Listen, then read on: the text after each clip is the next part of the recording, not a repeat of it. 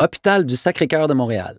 Stéphane Fallu, infirmier service polytrauma de 1991 à 2000, aujourd'hui humoriste. Salut mec! Je m'apprêtais à entrer au cégep Montmorency en sciences humaines, sachant pas trop quelle direction prendre. Un gros questionnement pour un jeune gars. Comme j'aime le contact humain et les sciences, je me suis dit, pourquoi pas les soins infirmiers? En plus, il y a de la job assurée. Je serai un des 4 gars de ma cohorte. Probablement parce qu'un artiste sommeillait déjà en moi à cette époque. Sur le coup de l'impulsion, je me suis inscrit dans l'équipe d'improvisation du cégep.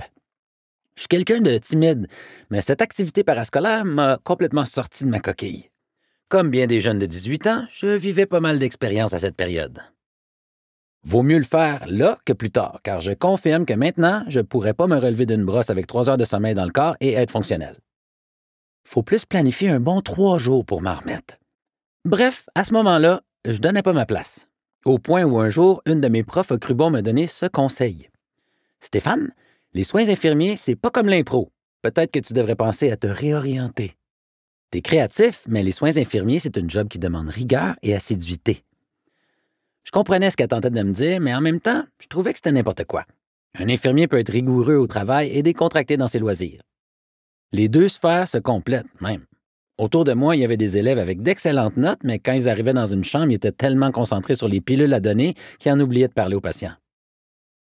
Notre profession, c'est pas juste du monde qui rentre dans des chambres et qui remplit des papiers. J'ai donc poursuivi mes études et mes activités sans faire plus de cas de la vie de ma prof. La vie me le rendra bien. Nous sommes en 1990 et j'ai 20 ans. J'entame ma carrière comme infirmier à l'hôpital du Sacré-Cœur. C'est le début d'une belle aventure.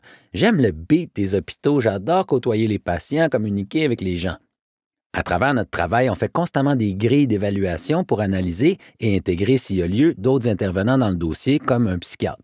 Même si le corps du patient réagit bien à la chirurgie qu'il a reçue, par exemple, si ça ne va pas mentalement, le reste ne suivra pas. On observe beaucoup les réactions. Chaque patient est différent, alors il faut parfois fournir un effort pour créer un lien avec chaque personne selon ce qu'elle est, comprendre ce qui la dérange, l'insécurise. Et le respect est primordial. Déjà, en 2000, après 10 ans de carrière seulement, je trouvais que nous avions beaucoup plus de tâches à exécuter, mais pas moins de patients à soigner pour autant.